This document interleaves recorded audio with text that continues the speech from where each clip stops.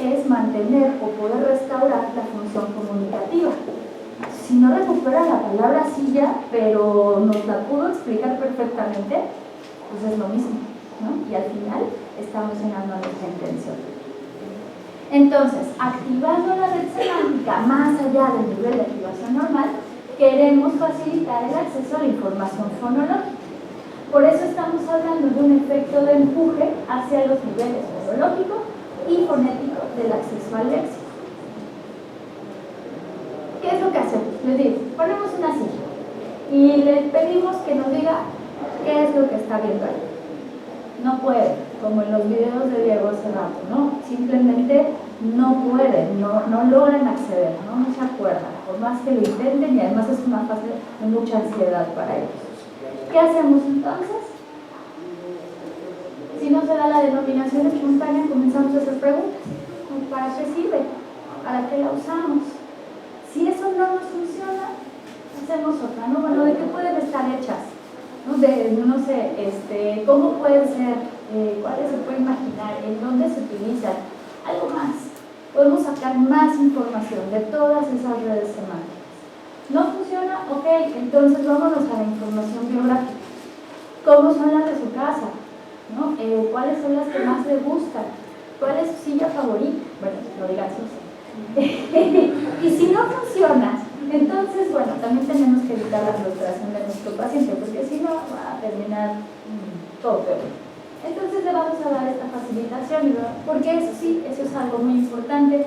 Los pacientes tienen la palabra ahí, y es este típico fenómeno en el que ustedes también les dicen la primera sílaba y claro, ya, ¿no? Se acuerdan de la palabra, ¿no?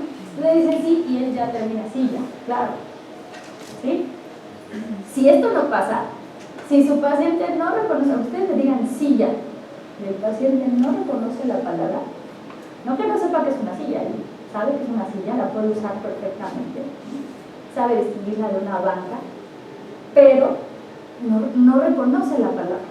Ahí sí, esta terapia no nos va a funcionar, ahí sí tenemos que hacer otra cosa completamente distinta. Pero como ven, esta es una terapia en realidad muy fácil.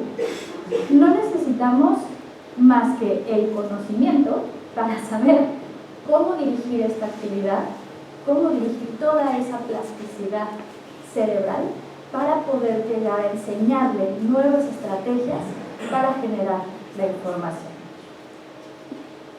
Ahora, ¿cómo le hacemos para saber cuál de todas estas terapias funciona mejor? ¿O cuál si la terapia génica o si la farmacológica? Pues la verdad es que quién sabe. ¿Cuál funciona mejor? No lo sabemos todavía, porque hice una búsqueda la semana pasada y cuando yo busco la palabra afasia, me salen casi 15,000 artículos. Pero si yo busco afasia y rehabilitación, miren cómo cambia eso, ¿no? Estamos en pañales. Además, si buscamos rehabilitación neuropsicológica, peor tantito, ¿no? Los que están haciendo terapia de lenguaje van un poquito más avanzados, pero también publican muy poco. Escribimos muy poco sobre qué es lo que estamos haciendo en la rehabilitación. No es que se haga poca rehabilitación, es que no estamos escribiendo y no sabemos entonces comunicar lo que estamos haciendo en las terapias. Luego, si buscamos estas terapias farmacológicas, pues peor tantito, 25 nomás. Evaluación conductual, rehabilitación conductual, por ahí va. La estimulación magnética transcranial en realidad es un método muy nuevo, entonces, bueno, apenas lleva 30, probablemente llevará más. Y cuando buscamos afasia y plasticidad y rehabilitación, también no llegamos ni a 100, ¿no? Entonces, ¿cuál es la moraleja de esta búsqueda? Tenemos que escribir más, porque sabemos mucho sobre diagnóstico y sabemos mucho sobre las lesiones y los neurólogos hablan un montón sobre la afasia, pero nadie sabe qué hacer con ella. Entonces, o nos ponemos a trabajar en escribir lo que hacemos en la rehabilitación, o vamos a seguir igual.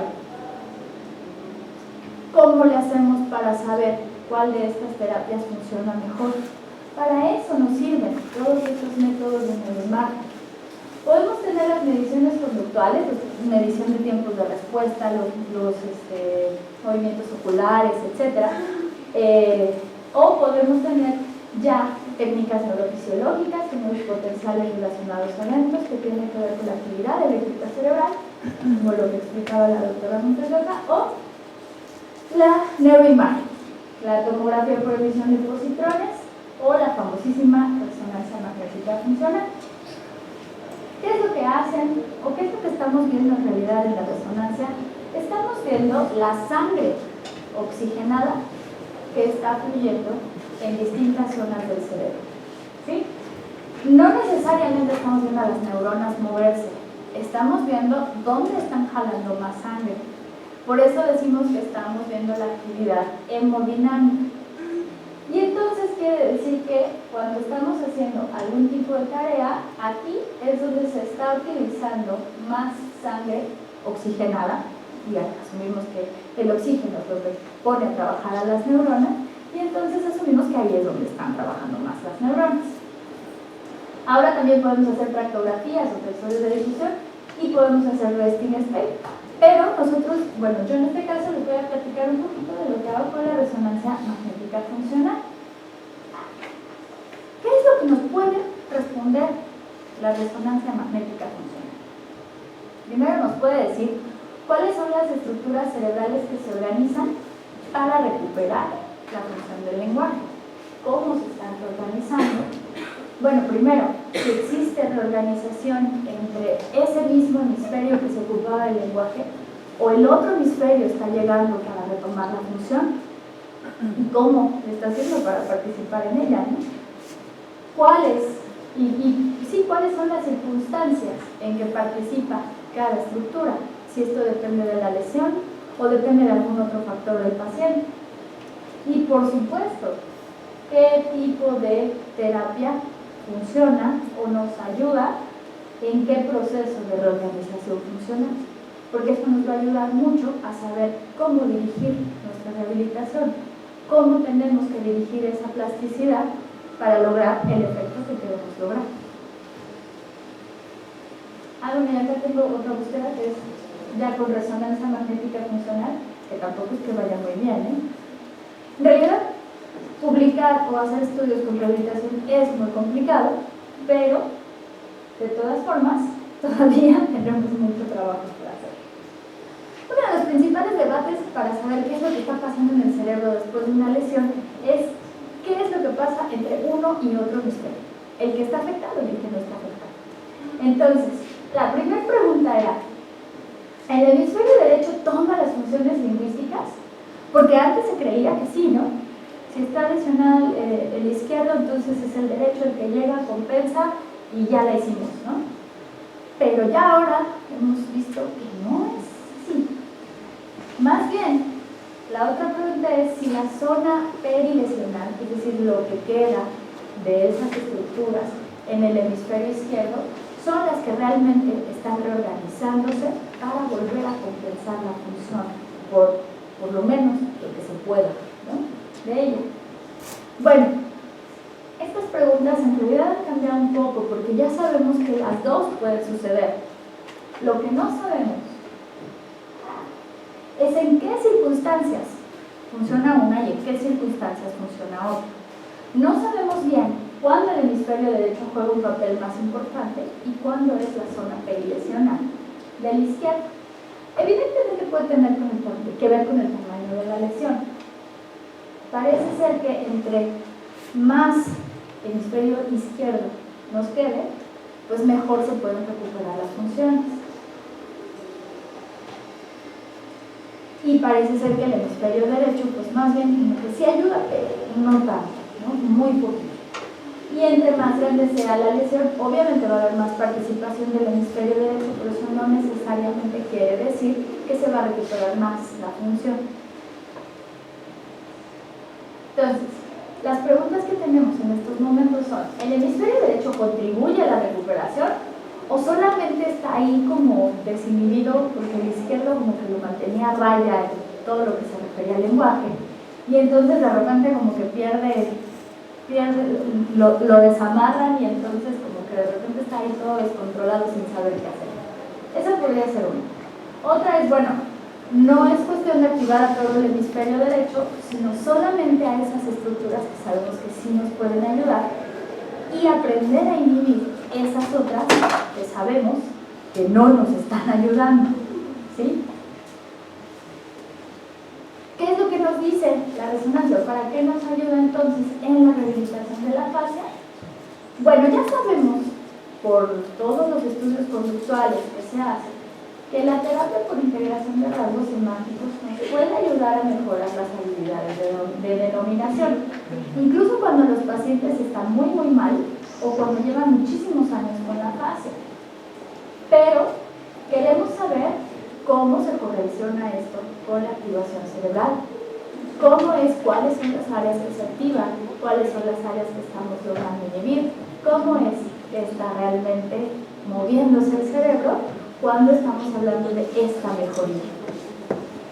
Hemos visto que las áreas que presentan correlación con las activaciones y la mejoría en estos tipos de pacientes son zonas que parecen muy lógicas. El parietal inferior izquierdo, que se dedica a manejar toda la información semántica, toda la información lexicogramatical, y el giro cocentral izquierdo, que es Broca, la de Broca, y todas las zonas que están ayudándole a jalar toda la información léxica del lóbulo temporal.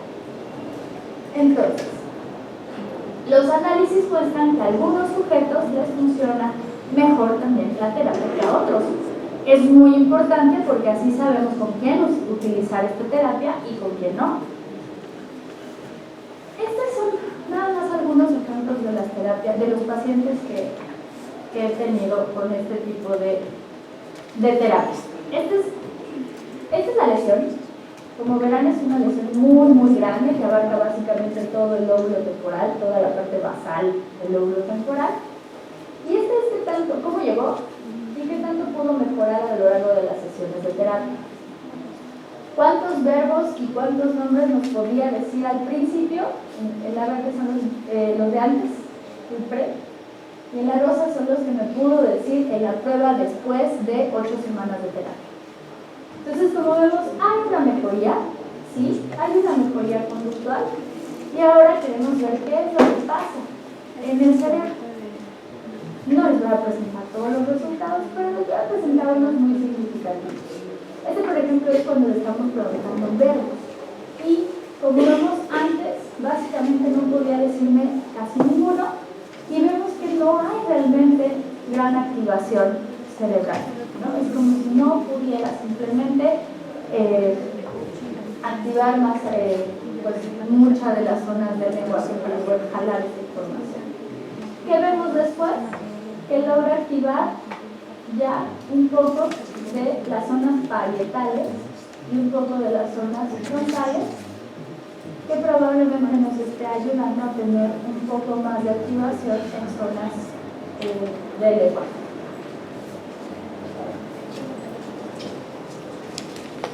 Este paciente tiene una lesión un poco más pequeña, por lo tanto la mejoría es bastante más alta. Él podía decir muchos más sustantivos que verbos, pero y no vemos tanta mejoría, por ejemplo, entre uno y otro, pues, ¿no? Entre el pre y el post, pero vemos muchos cambios en la activación. Aquí vemos algo muy interesante. También en verbos, tenía activación más bien bilateral en esta zona ya de frontal, y cuando vemos la activación post, vemos que ya solamente está teniendo activación en la zona perilesional del lóbulo temporal, que es mucho más relacionada, o está mucho más relacionada con la denominación, con la recuperación de los nombres. Entonces podemos ver cómo a lo mejor estaban aquí toda desorganizada la activación, y por acá se comienza otra vez a organizar. Entonces, bueno, esto es nada más, bueno, igual aquí hay otro ejemplo de cómo ver el bilateral, y acá ya solamente indica al área izquierda, al área perilesional. Y entonces, estos solamente son unos poquitos ejemplos de lo que estamos empezando a hacer para saber cómo es que cada uno de los tipos de terapia puede ayudar a reorganizar la función cerebral. Todavía nos falta mucho, pero si la utilizamos adecuadamente, la resonancia funcional nos puede ayudar a encontrar la relación entre estas regiones cerebrales y los tratamientos que estamos haciendo todos los días en la consulta. Y esto nos puede ayudar también a diseñar tratamientos mucho más dirigidos a estimular estructuras o circuitos específicos que nos ayuden mucho mejor y mucho más rápido a mejorar a los pacientes. Y por supuesto la cuestión teórica es pues indispensable para poder verificar y comprobar nuestros objetivos. Pues bueno, muchísimas gracias.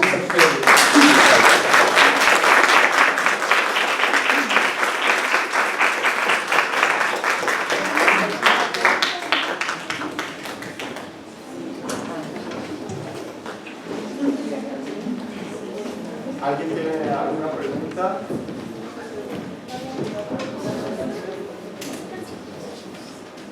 Preguntas, comentarios de este lado.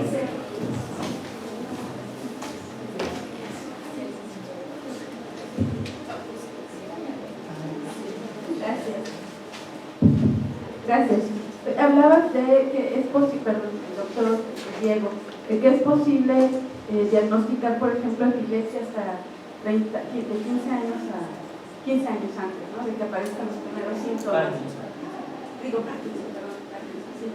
Y mi pregunta es si hay algún tipo de, o cómo podríamos acceder a diagnósticos tempranos, por ejemplo, bueno, cualquiera de nosotros. Bueno, hay una caracterización en cuanto a la enfermedad de Parkinson se refiere, ¿no? La enfermedad de Parkinson tiene dos conjuntos de síntomas motores, que serían rigidez, temblor o de forma mixta, y síntomas no motores. Dentro de los síntomas no motores están alteraciones cognitivas, problemas de atención, concentración, dificultades de planeación o organización, y también alteraciones psiquiátricas o neuropsiquiátricas, alucinaciones, delirios y alteraciones en el sueño, ¿no? De hecho, las alteraciones en el sueño son de los principales y de los primeros síntomas no motores de la enfermedad de Parkinson. ¿Okay? Alteraciones en la consolidación del sueño, despertares continuos o en la iniciación del sueño, junto con toda esta sintomatología. ¿Okay? Entonces, sería un diagnóstico adecuado temprano en cuanto a una valoración neuropsicológica en una etapa crítica en la cual se estima que a partir de esa edad se pudiera desarrollar la enfermedad de Parkinson más adelante. Es decir, no es que todas las personas que tengan esa edad van a desarrollar Parkinson, sino que probablemente a cierta edad, ¿no? De los 50 años en adelante, pudiese ser una etapa crítica para el desarrollo de esta enfermedad, considerando estas alteraciones experimentales. Sí.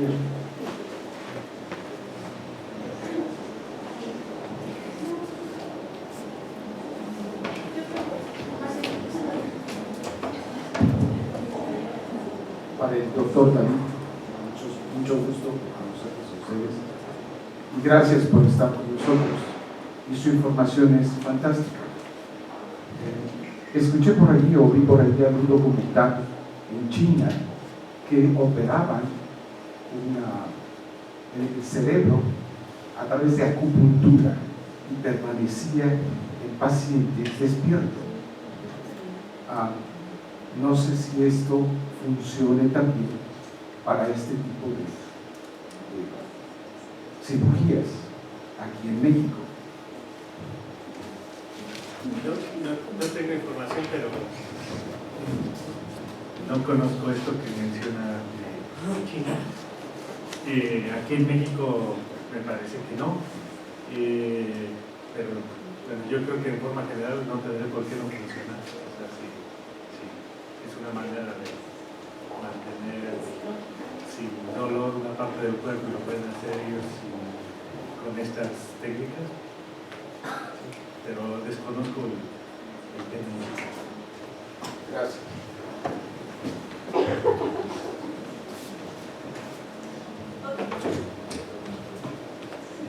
También yo tengo duda cómo puede ingresar un paciente foráneo de provincia a la clínica de epilepsia del Hospital General?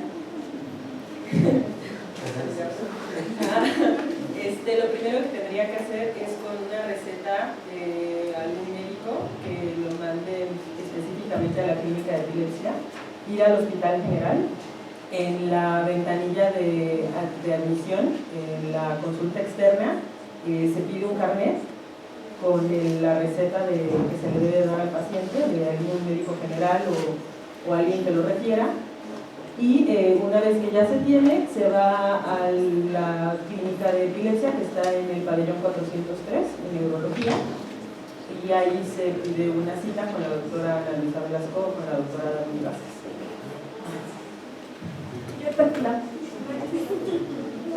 Que justo ayer estaba escuchando una conferencia del doctor David Eyman, no sé si lo conocen, y entonces me quedaba la duda que es como charlatanería, porque ya vi que tiene toda una producción, ¿no?, de libros y menús y todo, o si es algo en serio, porque también hablaba, por ejemplo, que el Alzheimer se puede detectar tempranamente hasta 30 años antes de que aparezcan los síntomas. Pues no lo conocemos, no lo sabemos, pero bueno, lo del Alzheimer es cierto, ¿no? Se está haciendo muchísima investigación en el diagnóstico temprano, no sé, a través del olfato, a través del sueño, a través de un montón de síntomas, igual que con el Parkinson. Entonces, pues, no es que sea charlatanería, probablemente es que son cosas que están en investigación, que no es que estén completamente demostradas, pero bueno, están ahí, ¿no? Son ciertas.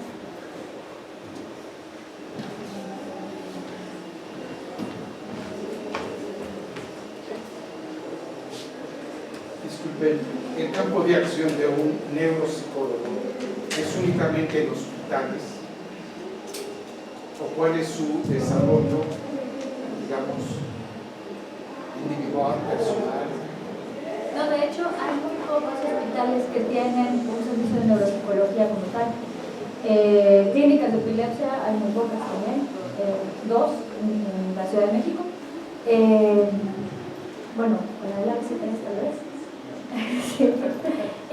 Se hace muy poca cirugía de epilepsia en realidad, y muchas veces se hace sin la evaluación neuropsicológica, ¿no? Entonces, no, al contrario, en hospitales es donde menos hay neuropsicólogos, debería de haber muchísimos más, pero bueno, primero para eso necesitamos que haya más neuropsicólogos y que se especialicen mucho más los psicólogos en esta área, ¿no? Y claro, y que además que el gobierno empieza a pagar para pagarle a los neuropsicólogos, porque hasta si la CEP hasta hace poco comenzó a sentir que era necesario tener psicólogos dentro de sus plazas, pues bueno, los hospitales están todavía muy alejados de pensar que los neuropsicólogos sirven para algo, ¿no? Entonces, por eso mismo es nuestra tarea empezar a divulgar qué es lo que realmente hacemos y la importancia de lo que nosotros estamos haciendo, porque tiene que ver o repercute directamente en la calidad de vida de los pacientes, ¿no? Entonces los neurólogos tienen que comenzar a ver lo importante que somos para sus pacientes, pero bueno, no, todavía eso no es así. En realidad, donde más hay neuropsicólogos pues es en la práctica privada, que es donde además mejor paga tienen, porque en otros lados no lo van a conseguir. Donde más hay neuropsicólogos en realidad es en las universidades haciendo investigación, ¿no? Hay pocos que se están dedicando a la clínica, pocos que se están dedicando al trabajo con pacientes y todavía menos en los hospitales. Entonces, queremos una valoración, ¿a dónde tenemos que ir?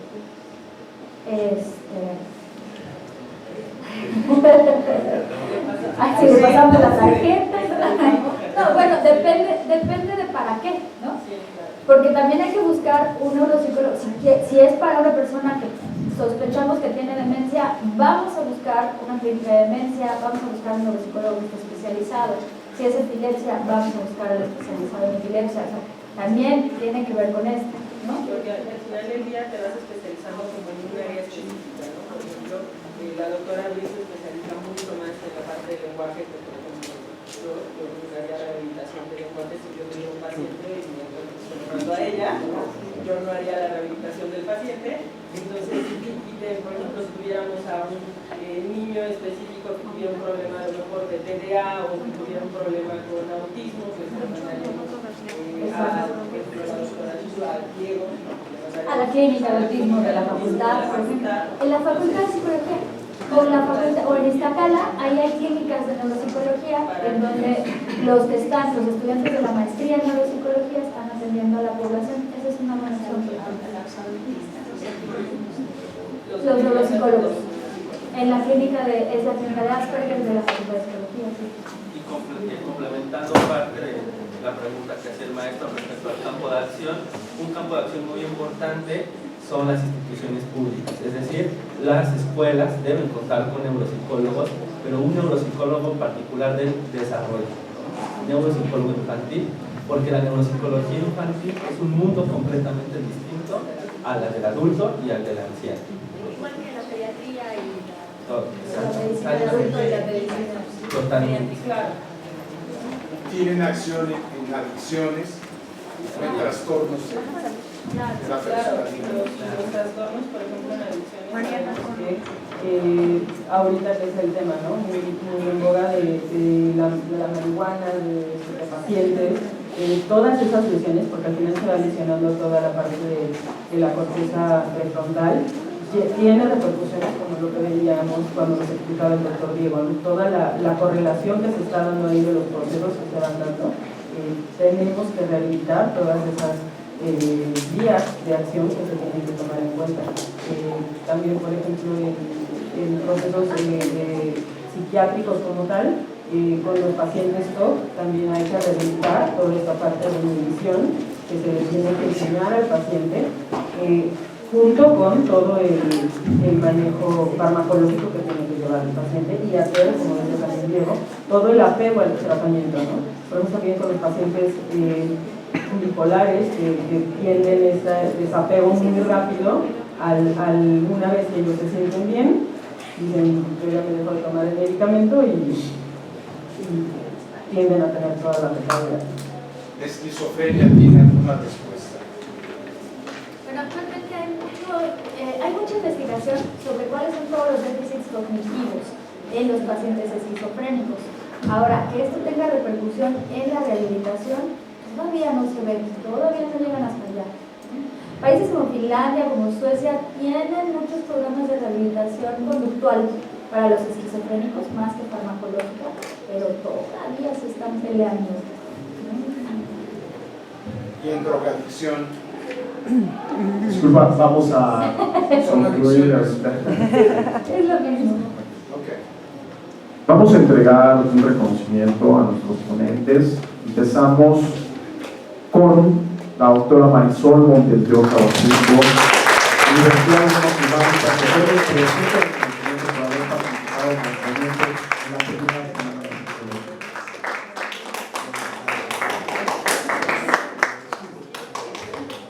Continuamos con maestra Abril Janet Luche Ricaide.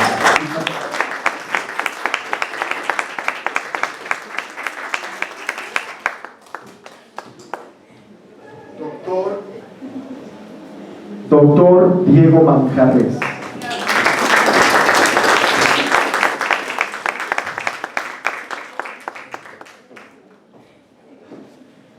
Doctor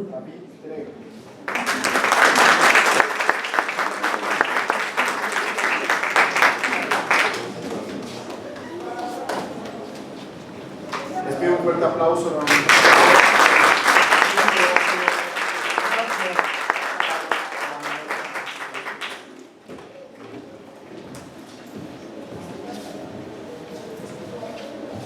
Bueno, si me oyen, si no, alzo la voz. Yo en especial me quise subir, agradecerles a los doctores, por supuesto, a las dos maestras, que pues muchos de ustedes las tienen como maestras o las han tenido, a Abril y a Marisol, ¿no? Les quiero agradecer el entusiasmo y poder desearte lo mejor ahora que vas a iniciar este nuevo proyecto. Y a los doctores, mil gracias por acompañarnos. Ellos son externos a la universidad, ojalá algún día se incorporen con nosotros y les agradezco muchísimo esta visita y pues el compartirnos todas sus experiencias pues, en el tema, ¿no? En lo que van haciendo, en cómo ir haciendo. Yo me tenía que saber, me están marcando del otro lado, o sea, no, pero estaba yo así, o sea, estaba, la verdad, es algo que yo, bueno, no realizo, pero está el tema, o sea, hacer las evaluaciones, pues sí es algo fascinante. O sea, he estado de cerca por cuestiones personales, pero yo no las ejecuto, ¿no? Entonces, a mí en lo personal me tenías embobada allá atrás, ¿no?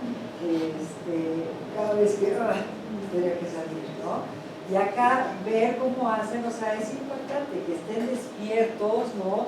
Y estén en el cerebro ahí trabajando. Digo, nadie hizo una pregunta al respecto, pero si yo no soy médico, si yo no soy, o sea, a ver, ¿cómo mantengo al paciente despierto? Le estoy tocando el cerebro, o sea, ¿no? ¿Qué onda? ¿No sientes? ¿No le duele? ¿No?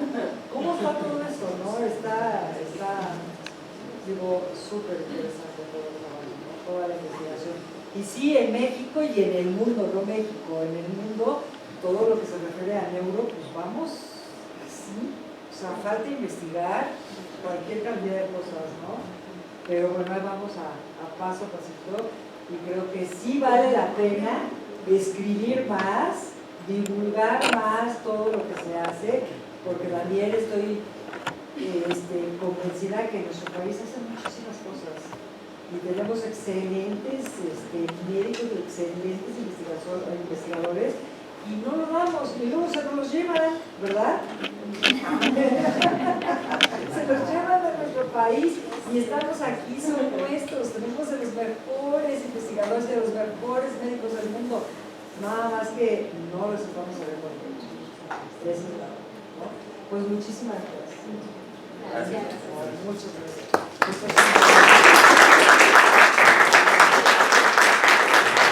Nada más un aviso, alumnos del sistema escolarizado van a pasar